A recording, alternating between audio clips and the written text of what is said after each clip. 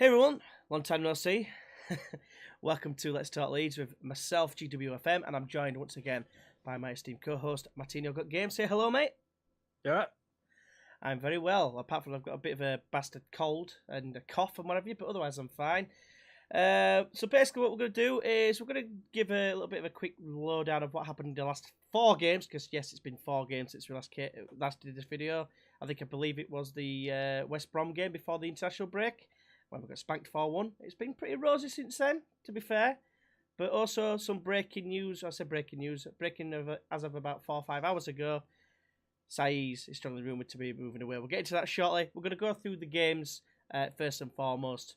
Starting with Bristol City, the 2-0 home win. What do you think to that, Matt? Yeah, first half was still a bit meh, but Yeah. second half we got a bit of good fortune. Brownhill was sent off with about 10 minutes of the half gone, and then it just pretty much all us. It was sort of only a matter of time. Kemar Roof scored, and then Pablo Hernandez wrapped it up, and yeah, it was no less than we deserved, to be honest with you. Yeah, I think that's probably a good summary. We're not going to go too much in depth because obviously it's been a while since we played that game. But yeah, pretty much hit nail on the head. First half, like I said, pretty meh, pretty even to be fair. The one thing I do remember is their manager Johnson. What's his first name? I can't remember his first name now. But anyway, Johnson. Gary Johnson's his dad, I think. I can't remember his name. But anyway, Gary Johnson's son says that they thought that they were going to win. There was only one team going to win until they got the red card, and so therefore we were very, very lucky. I don't believe that for a second. I think we deserve to win in the end. It doesn't matter what he thinks. They had they didn't really create any chances. They had quite a little bit more than the ball than what we would have liked, but they didn't really do much with it. And we got the goals where it mattered. We were far more clinical on the day, and hence we got the 2-0 win. Moving on to the result following that match, Reading 1-0, and yeah, a bit of a biscuit wrist Bailey redeeming himself somewhat.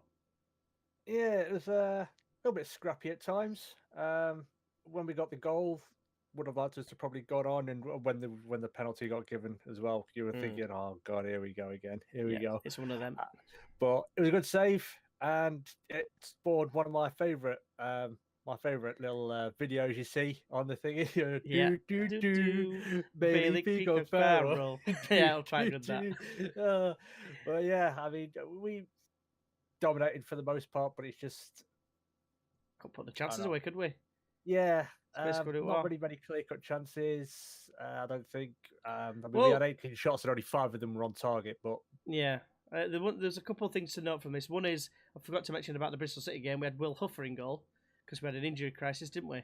And Bailey Peacock Farrell came back in and justified in making the save at the end, which obviously there's a Titanic one as well, but I think it was just refreshing to see something different other than the Titanic music over the save.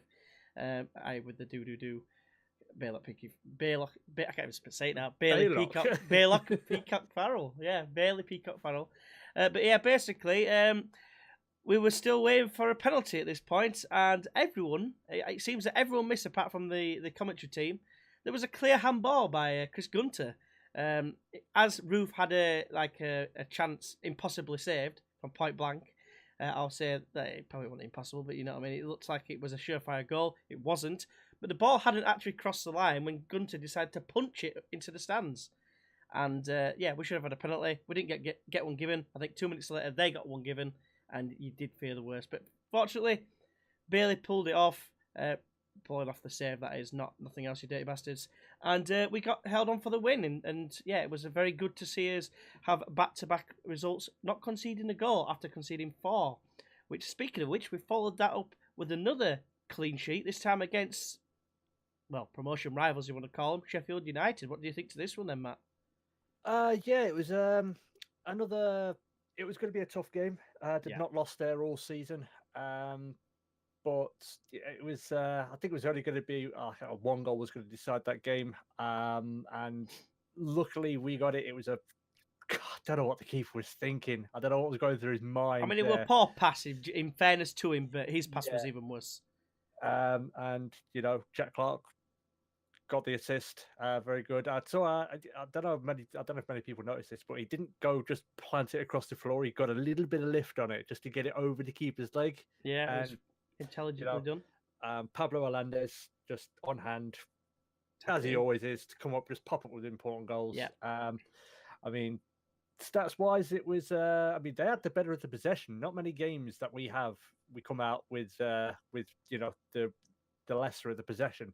They had 56 to our 44. But yeah, like I said, it was going to be a scrappy game. It was a tough one. It's Yorkshire Derby, of course. Yeah. But I think I've said it before, and lots of other people have said it as well. Going into games, if you can have sort of bad days at the office and still come over with the results, that's the side of a potential championship winning team. So, 3 points were the most important thing. Clean sheet as well, away from home. Can't really say fairer. Job done, wasn't it? Really, in terms of that. Basically, what happened was, excuse me, where I saw it is the first 35 minutes or so we were getting battered, and how we didn't concede, I've no idea. They just didn't create anything really major. And then second half came, and we seemed to turn it on a bit, and we created quite a few chances. If I remember rightly, I think Alioski went off, and Jack Clark came on. I think I could be right. I think I'm right with that assumption. And essentially, I think it kind of changed our outlook on the game. I mean, there were times in the first half, Alioski were playing as like a left back, and Barry Douglas were playing as another centre back. Basically, it was crazy how relentless it was because of their marauding centre backs that they've been doing for the last couple of years. It's very hard to defend against, as you can see. But like you said, we kept a clean sheet. It was always going to be a mistake or a bit of magic. It turned out to be a mistake. It went in our favour. Normally it goes the other way. Normally it's us that ends up having the bad luck or the fuck up or whatever, and it costs us. But not this time, and it was greatly received. Basically, for Hernandez to put it in and send us all home happy. Incidentally, first time we beat them there since 1992, and we all remember what happened in 1992. Do you want to try and answer that, Matt? I hope you know. You should know. We won the league. Yes, of course we did. We won the top division. We're still the holders. You didn't know that before I said it. Anybody watching this, just go support Man United with all the plastic fans. Or Man City nowadays, as it is. Not Leeds now. Yeah, so that was a very good result, as we've just mentioned, especially against a promotion rival, a place we're notoriously poor as well. So we did, like I said, I was very surprised. I expected us to probably lose that game. If we would have been doing the match predictions, I'd have probably had us down to lose 2-1. Billy Sharp would have probably scored, and every time he scores, they never lose or something. So anyway, that was done, and we're moving to the most recent game, which was, of course, QPR, which unfortunately we didn't keep a clean sheet, did we, Matt? No, we, from what I remember, we were the better side through the first half. All the way through, in my opinion. But anyway. And I don't know, the goal caught us off against the run of play. Wasn't great defending. Probably have to put it maybe a little bit on Calvin Phillips' shoulders there. Yeah. A little bit. It was a good finish. It was taken well. It was a good goal from Naki Wells. When he gets in those positions, he tends to score. But, we got the goal when it was most important, I think, just before half time. Yeah. It might have been a different game if we went in 1-0 down, but, Roof got on the score sheet deep into first half injury time. And then, lo and behold, out of nowhere, after Randy what Orton feels like a finishing move. Yes, out of nowhere. Sorry. From what's been like a decade of, well, feels like it, without a penalty, we got a penalty kick. We got a penalty shot. And the biggest surprise from that is that it was Roof. I was expecting Hernandez to take it, but Roof stepped up, banged it away, and within the space of 8 or so minutes in terms of game time, we'd gone from being a goal down to being 2-1 up. Maybe should have got more, but it was a good result. I mean, we had 70% of the possession to their 30, 20 shots on goal. Yeah, it was far better. 83% pass accuracy to their 62. And I thought the other good thing was the management of the game from Bielsa. A lot of people have noted it. Bringing when Matt Smith came on, he brought Al Halm on, sort of try and nullify him. They're both big legs. And Halm, he only had 9 minutes on the pitch, 9-10 minutes, but he did well. He did exactly what he had to do, which is just nullify that aerial threat. Considering we had someone in defence who was like, Phillips, he's like 5'9" or something like that. I think he's 5'10", 11, something like that. Yeah, something like that. So not massively short, but short for a centre back, I suppose you could say, or a makeshift centre back. So, good result, good tenacity to come back down. There would have been times at other times last season where we'd go a goal down and it would just go, downhill from there. But calmed myself down, got the goal when we needed it, got the lead, and didn't look back really. We had a bit of a shaky last 10 minutes, but again, good result, good win. And I don't know, QPR, they've been okay form-wise, not, for the last month or so. Yeah, they crept up, didn't they? They crept up the table.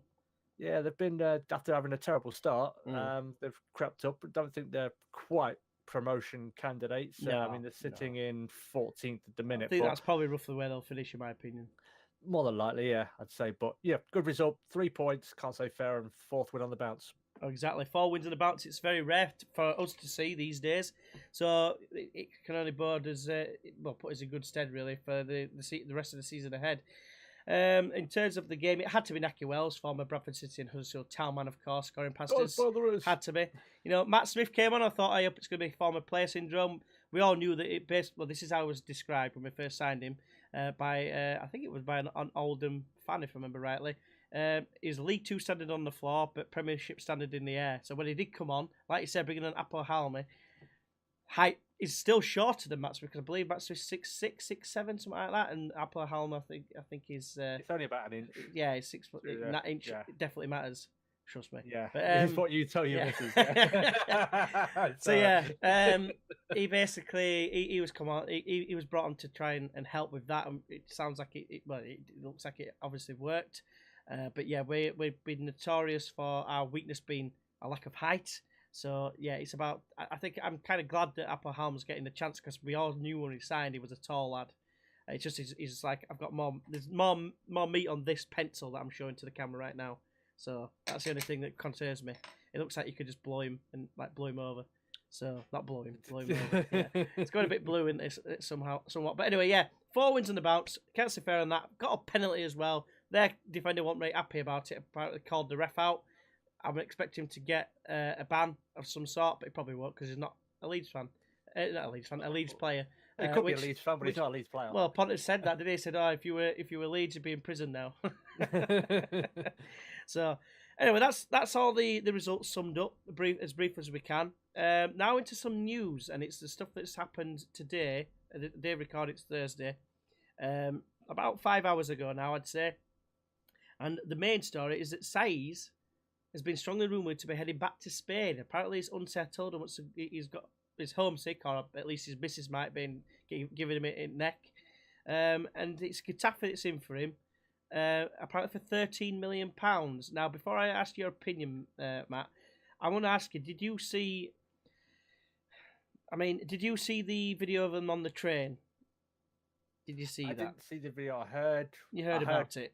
Well, basically, what happened was there were a few Leeds lads, and one of them was Samu SAIZ, and he doesn't strike me as someone who looks like he's really unhappy. It went off, did the team bonding. It looks like they went down London somewhere or something like that to go to I think it was a theme park or something. They all went dressed as fancy dress and that, and he were there. So I find it a bit hard to believe, but in the same breath, in my opinion, he can't. Something must have gone on. We've said this for a while. When he hasn't been playing, he's been on the bench a lot, and it just seems a bit bewildering as to why he's always on the bench. And it's got some legs as this. I mean, the tweet from Phil here is, he put it on earlier on. It says, a major development at Leeds and somewhat out of the blue, which it was really. Getafe looking to do a deal for Samuel SAIZ. SAIZ unhappy in England and wants to go back to Spain. Could be set for a parting of ways. Now, the rumoured amount, like I said, is 30 million. And I suppose I'll ask you now, Matt, what do you reckon? On his day, he's brilliant. No doubt in that. But he's not really been on it. Granted, he's been on the bench. I've heard some say that it's due to the fact his weight. Someone's not happy about his weight. I mean, we've done well. Relatively well without him so far. I think with Izzy Brown coming back as well and doing quite well for the under-23s, that will probably factor into the thinking as well, whether they let him go. But 13 million for someone we paid 3 million for about 18 months ago, I don't honestly think we could turn it down. And honestly, I don't. It's not like the team revolves around him anymore. It did a bit last season, didn't it? But not this season, I don't think. Yeah, so I think if they come in and say we'll give you 13 million, I'd fucking take it. I mean, he's nearly 28 in here, I think. Is he 28? So 27, he's a 27. 28, See, yeah. he's in his prime, you see. That's why I'm a little bit like, should we let him go? Because for me, like I said before, he's a bit of a game changer. But is he happy to be a game changer and coming off the bench? Yeah, I mean, he hasn't been brilliant this season. He had some okay form at the start, but when you think about it, you can say, oh, he's 27, 28, he's coming into his prime. But if he's not doing it in this league, is he going to be able to do it in the Premier League? If we get promoted next season, is he going to be able to do it there? And I think I've mentioned in one of the Facebook groups, if they're going to offer us 13 million. I said 7.5 on the Facebook group because I had heard 13 million, but 13 million quid. Go out and get buy Gomez from Alaves. Go and get him. Well, I mean, he's 29. I think he's 29. He's a little bit older. So, but the thing is with Gomez is, I mean, this is biased view from me because it's how I play Football Manager. I don't like to sign players older than 29. 29 is very much the limit. But unless they are like literally shit up, like what Hernandez has turned out to be, then is it worth gambling with someone that age? It's like apparently we're linked to get that. Is it Jeremy Lenz? Is it? He's 31-year-old. I'm like, is that really someone we need when we're trying to mount a promotion push? I mean, I don't know. What do you think? Is it a case of just go with what you think? Well, trust Bielsa at the end of the day, I suppose. But it's just a case of, some of the players we're linked with, they look to be quite old. Yes, we need some experience, but I mean, we've not needed it that much so far, have we, really? Just, the main part, the thing that hurt us, I think, the most was losing Roof and Bamford at the same time, personally. I know Roberts did okay, but he obviously wasn't the answer because we struggled to get goals. I'm not sure about Lenz. Supposedly he's a little bit temperamental. Right. Every now and again. So SAIZ, to be fair. Yeah. I mean, I think the other thing possibly SAIZ is thinking if he is going to leave is the fact that his missus is pregnant and she could be like, she wants to go back to Spain and live there.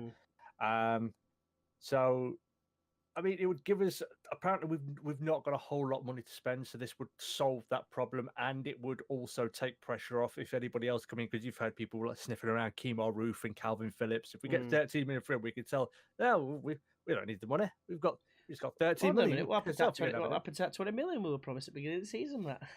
I don't know. I think, I don't know, maybe spent on, tea and biscuits. A lot of tea and biscuits, maybe. Maybe a new fish tank. Yeah. Honestly, if he goes, I'm not going to be that disappointed. It'd be sad to see him go, but if it's 13 million, the deal's got to be right on it. The price is going to be right. If he goes for 3 million again, then I think it'd be poor business. Obviously, we break even, but if we can make a good 10 million out of it, I think it's good business at the end of the day. And it's not exactly the same, but it kind of backs up what I was saying before with regards. I wanted about the youth players. We've got all these players that play in the under 23s and maybe break into the first team and we end up selling them and making a load of money that way. But in this case, it's a bit of an older player doing the same sort of thing because it was a relative unknown money when we got him in. 3 million quid, we're like, oh, we must be half decent and played 3 million quid. Obviously, in this day and age, 3 million quid is basically fuck all, isn't it, these days? But if we can get 30 million quid, that just shows that we are able to make a profit on some players. And if that's the way we're going to be having to do business until at the very least we get into the Premier League, and maybe if these funds go back into bringing someone of real good quality into the team, because Bielsa's only said, I think he said that we're only going to bring someone in if it's going to improve the team.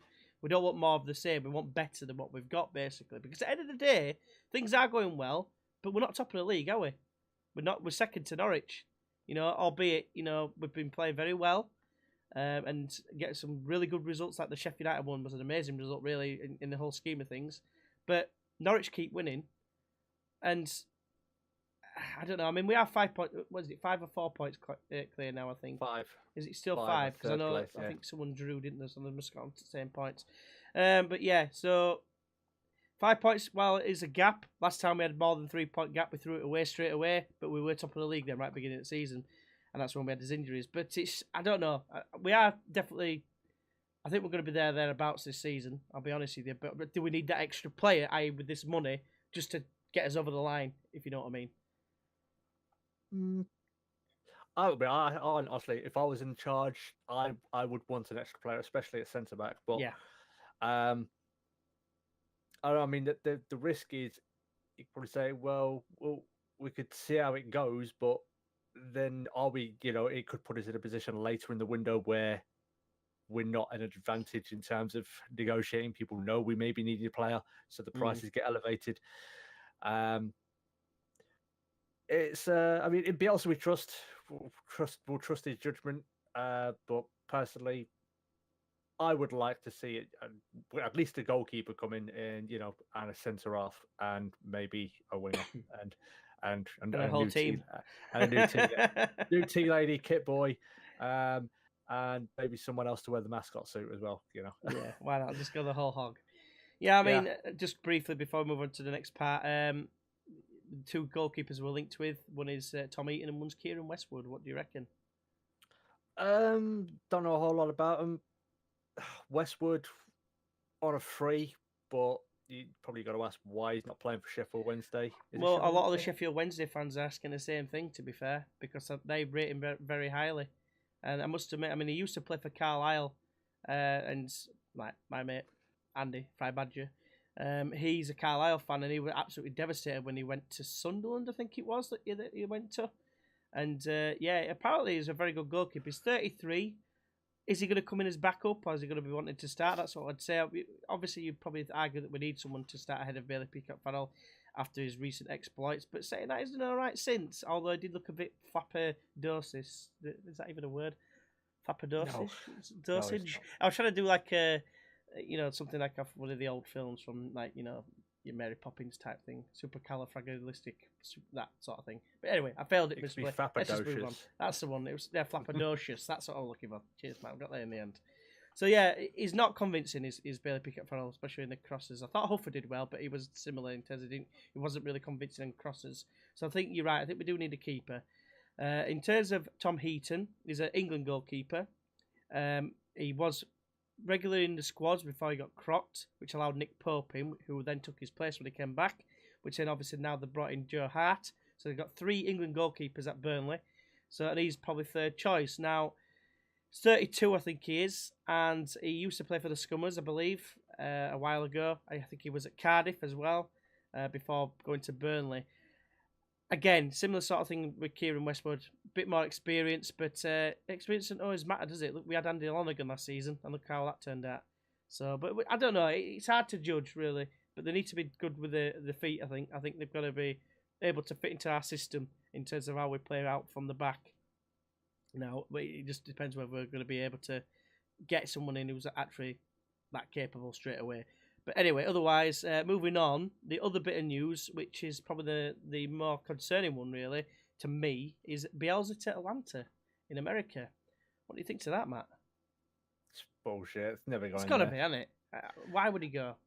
Exactly. It's no offense to the MLS. I'm sure it's quite entertaining, but it's basically a graveyard for world-class players. Yeah. That's where they go when they've finished playing in Europe. They're like, I'm just going to go over there for the payday. Bit of a Mickey Mouse league. I don't understand how it works. Just really dumb way it works. Yeah. Drafts, the fact that it's split into 2, and then you've got all these other bollocks going on. It's weird. Just put them all in one league, play each other twice. Top team at the end wins the championship. That's it. That's how proper football's played. But anyway, I can't see him leaving one of the biggest clubs in England on the verge of potentially going into the biggest league in the world to go and manage in the MLS. Yeah, I find it very bizarre. The only draw I could see is money, but I'm not being funny. I think he could have got money in the Premier League. I'm sure he could have gone to someone in the Premier League. I'm sure there were other teams in for him. He chose to come to us. So I don't think he's don't get me wrong, he's on a decent pay packet, but I don't think he's solely driven by money. No, people might disagree. £3 million to Newell's Old Boys training ground. So exactly. I think money isn't really important to him. It's about being passionate about the project, and he is here, and I doubt he'll be there. Apparently, he met up with the chairman of the Chilean FA or something daft, and he went and picked him up from airport in his Leeds top. What a guy. You know. Yeah. What shirt am I wearing, bruv? Yeah. Unless he sent out like Jack Duckworth in the Leeds top. I don't know. There's been a few people spotted like basically lookalikes. I think they were little posters as well. Like a postman looks like him as well, but you know they're everywhere. And otherwise, 11 Sports apparently having problems. What do you think to that? Do you think that could affect us at all? I mean, apparently it won't because we're essentially two separate entities. But it looks like their reach or their grasp has sort of been exceeded by their reach, or whatever. I can't remember how that saying goes. They've paid money for UFC, La Liga, Serie A, PJ Tour, and it's kind of subscription based. And they're not getting the subscriptions. Basically, UFC are basically about to either have or are about to pull out. Pull the rights. I think they have done. I think the deal. I could be wrong, but I'm sure I saw that they have done. And I think it comes down to with on the football side with La Liga and so on, they haven't been able to broker a deal with the likes of Sky, Virgin Media, BT Sport, just to try and get it out there. On that, on that front for the coverage. So I don't think it will affect us. I hope it doesn't affect us because, like I said, they're two separate entities and so on and so forth. But it's a little bit troubling, a little bit worrying, maybe. But I mean, it niggles on you, doesn't it, a little bit? Well, you feel like it's going to niggle on us if things start going pear shaped and thinking, oh, where's money going to go for? Guarantee. I bet you anything, some fans will say if SAIZ goes for 30 million quid, well, that's going to pay for 11 Sports' debt. Bet you old people say that, and that's what little things like this does. It creates uncertainty and a bit of unrest amongst the fans, in my opinion. Yeah, potentially, but we'll have to see what happens, I guess. Hopefully, it's not the case. I don't think it'll be the case if they're moving money from Leeds because they're two separate entities. I don't think it'll be able to work like that. I think there are laws in place. I think it might be a little bit illegal potentially. I don't know. Yeah, I'm not a financial lawyer, but excuse me. Hopefully, like I said, it just doesn't affect us, and we can just just keep it both separate and move on. And I mean, if push comes to shove, potentially, we're a very, very, very attractive proposition now. We've got a world-class coach in charge. Got some great young players, some great players in the first team. We're doing well in the league. We're right up there. So I don't know. Maybe we get a billionaire or something. Like a rich Arab rather than the skint ones we got last time. We got before. Yeah. Who knows? We're the only people who managed to find the only Arabs in the fucking Middle East who are skint. It's mind-boggling, isn't it? It's mind-boggling. It is. It's like billionaires a fucking dime a dozen over there. We find the ones who ain't got no bloody money. What the fuck is that all about? A lot of shit. Right, so before we get into a bit of good news, the one last thing I want to mention, because I've just realised by looking at the Twitter page that there's something to do with TalkSport on there. It just reminded me about that. Ian Abraham said. He said that he thinks it'd be bad for Premier League, bad for English football. Sorry, if Norwich and Leeds go up. Why? Well, basically, I'll just quickly tell you why. You're probably already aware. Basically, he turns around and says because they're not English managers. Never mind all the young kids that are coming through that are all English, aside from Apple Halme. But nevertheless, Jack Clark coming through, Shackleton, who did very well, by the way, right back, I have to say, against QPR. Him coming through, he's continued to play Phillips when we thought he was probably the worst of the prospects that we had.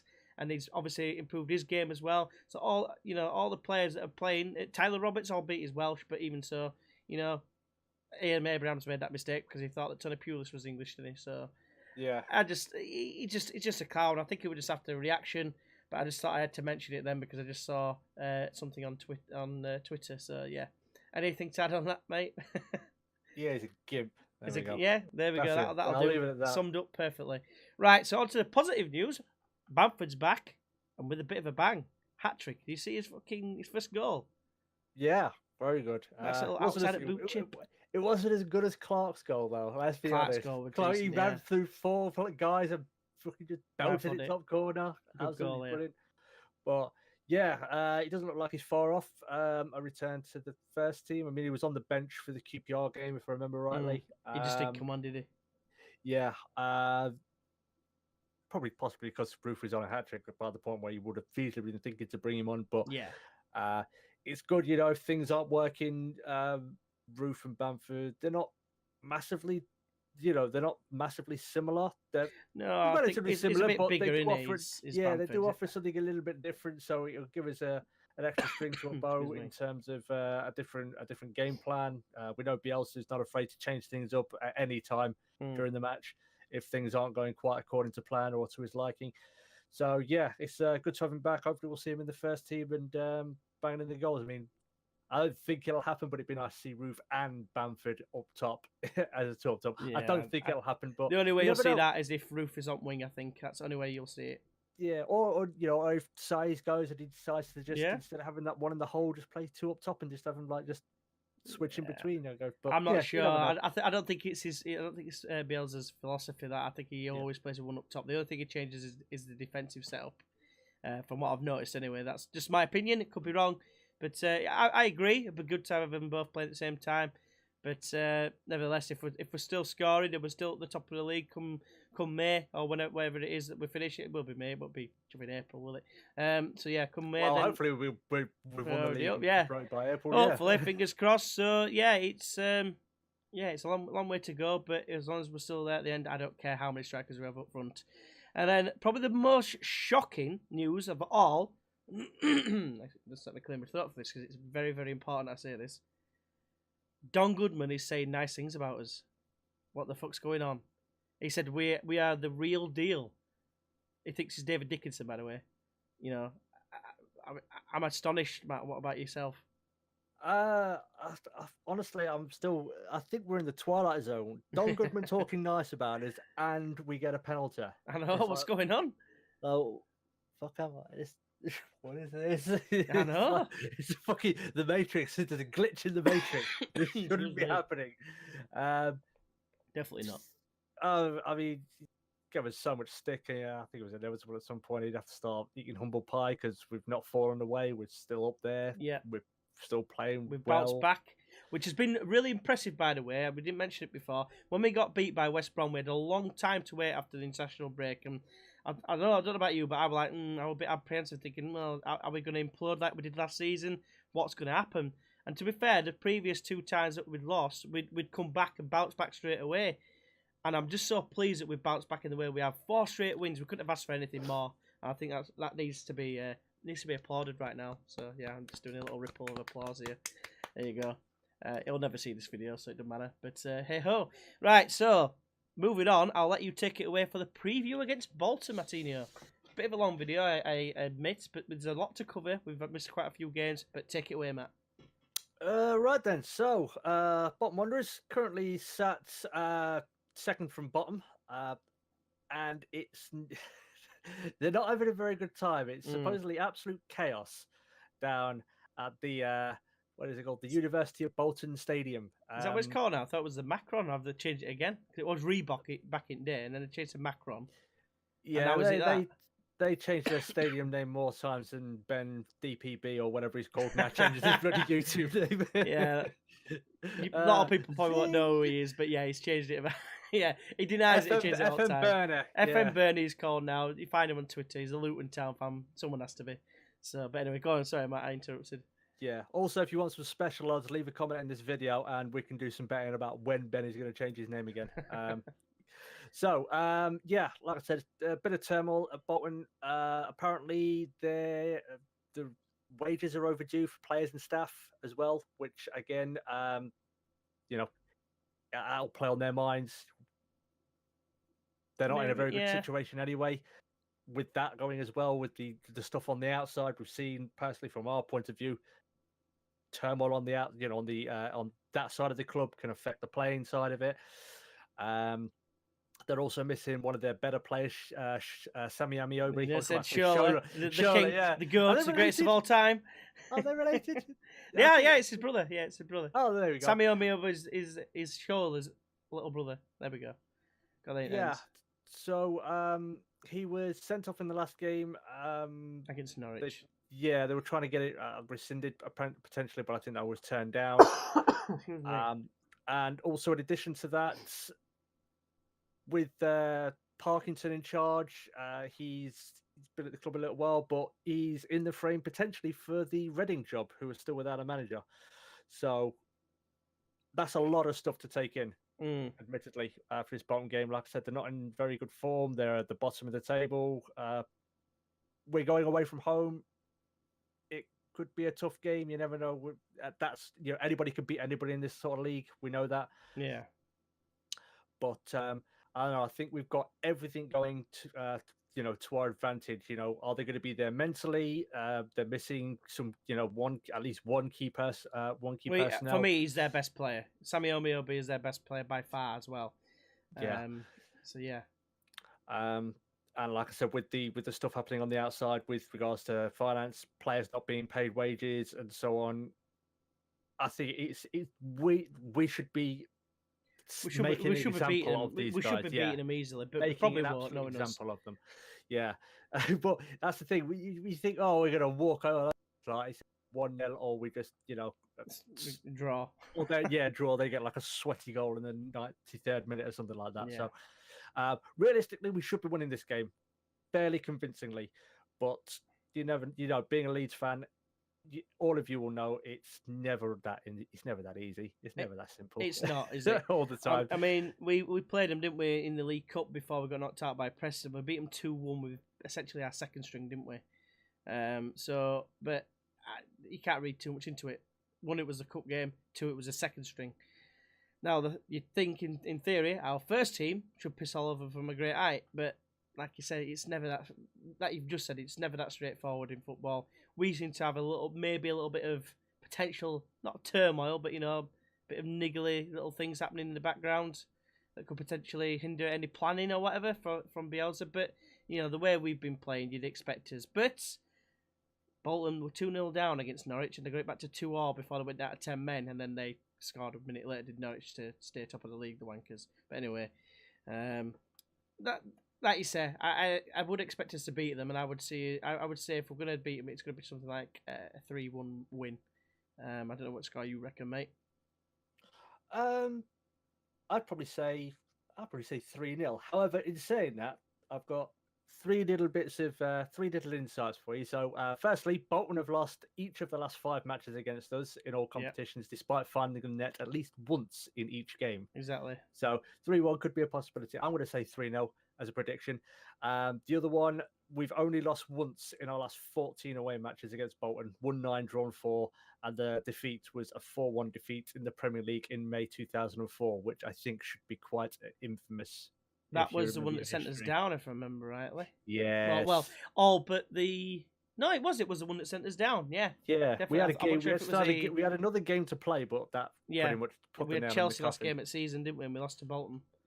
Yeah. So, I mean, just again back to their form. Bolton have already picked up 3 points in the last 11 league games, drawn 3, lost 8, scoring 5, conceding 17. So they're there for the taking. We should be making an example of them. Everything is pointing towards Leeds winning it, but like I say, never count your chickens, because at the end of the day, you might. There could be ducks. Yeah, there could be ducks. Yeah, exactly. Right, so I suppose that brings the end to the video. Before that, though, let's get into the pimpage. So, Mattinho, mate, if you want to go ahead and give your channel a little bit of pimpage. Mattinho Got Game. I do mainly sim racing content and Football Manager. I'll be getting back into that on Saturday. Been a little bit of a lull the last couple of weeks in terms of content, but getting back into it, getting back on schedule. So, if you're in any way, shape, or form interested in motor racing, motorsport, or virtual motorsport in the very least, or Football Manager with my Billericay Riser save, then come check me out. Yeah, he's a top guy as well. His Billericay save is very good. It's just like you say, it's a bit stop and start a minute, but I'm sure you'll get there in the end. In terms of your consistency, I'm sure, because it's really, really good stuff. It really is. It's top. As for mine, obviously, this is top. Obviously, that's why you're still here. You're probably not, are you? But okay. But anyway. Otherwise, I'm mainly on Twitch now. Eventually, I'm hoping to maybe get back into the YouTube scene again. With me actually now moving my office into the garage, so I've got a bit more, space to myself. So I might be able to take office tour video. Office tour video. It's not fully finished yet. Do a setup video. I've got the computer out here. It's not finished. When it's finished, I might do that. But basically, what it is, it just means that maybe on a Saturday I might say, while we're not doing all, I might just do a quick video or something like that, and it might let me have that little bit of spare time that I wouldn't normally have. say if I last word about, and Young'un, of course. But anyway, enough waffling about that. Check us links out in the description. Give us a cheeky follow and a subscribe if it's, or whatever, if like for Matt, should I say. And yeah, we'll see you next time, which should be... When do we actually play the Villa game? We play on Sunday the 23rd, so it'll probably be more than likely be a televised game. So it's a week. So 8 days tomorrow. So some point, basically. No, 8 days Saturday. At some point, excuse me, we'll get a preview video up in between as well. I'll hopefully get back into it. Apologies for the lack of the videos. The reasons being, which I didn't actually say at the beginning, I was away for one of the weeks, and then when I came back, I fell ill. And I don't get ill, but for some reason, I was in bed at 8 o'clock on the day we were supposed to do it. So, yeah, load of shit, really. But never mind. But until next time, we'll see you then. Bye-bye.